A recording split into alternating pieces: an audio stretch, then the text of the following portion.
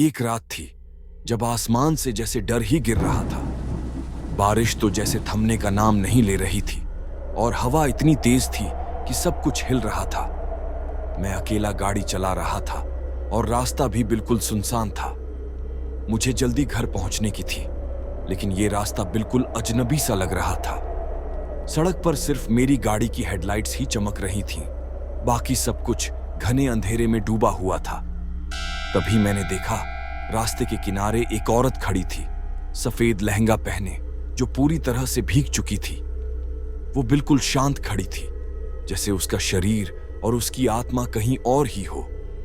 मुझे कुछ समझ में नहीं आया, लेकिन फिर भी मैंने गाड़ी को धीमा किया। कुछ सेकंड्स के लिए तो लगा जैसे मैं उसे छोड़कर चला जाऊं, लेकिन फिर ना जाने क्यों दिल ने कहा, रुको। मैंने गाड़ी रोकी और खिड़की खोली। क्या तुम ठीक हो? मैंने पूछा डरते हुए। वो सिर्फ इतना बोली, मुझे घर छोड़ दो। उसकी आवाज में कुछ ऐसा था जो मेरे दिल को कांपने पर मजबूर कर रहा था। फिर भी मैं नहीं जानता क्यों मैंने गाड़ी का दरवाजा खोला और उसे अंदर आने दिया। वो अंदर बैठी बिना कुछ कहे, जैसे वो वहां थी ही नहीं। उसके चेहरे पे जैसे कोई गहरी उदासी थी।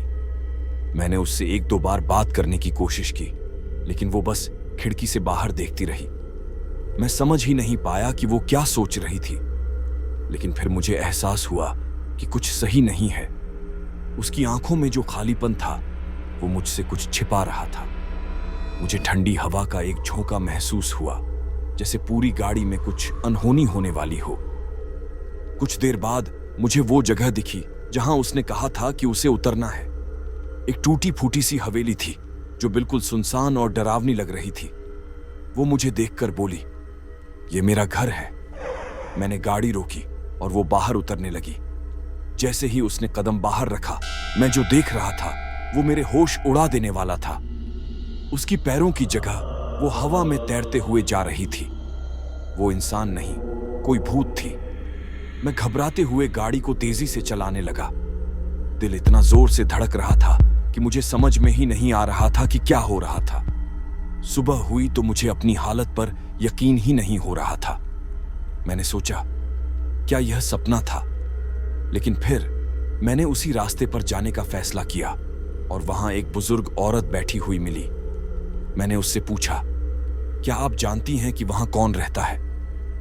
वो एक पल के लिए रुकी और फिर बोली, वो घर, वो तो सालों से खाली पड़ा है। पहले यहां एक औरत रहती थी, लेकिन एक हादसे में उसकी जान चली गई। लोग कहते हैं कि उसकी आत्मा अब भी उन रास्तों पर घूमती रहती है, दूसरों को घर तक पहुंचाने के लिए, लेकिन कोई भी उसे देख नहीं पाता।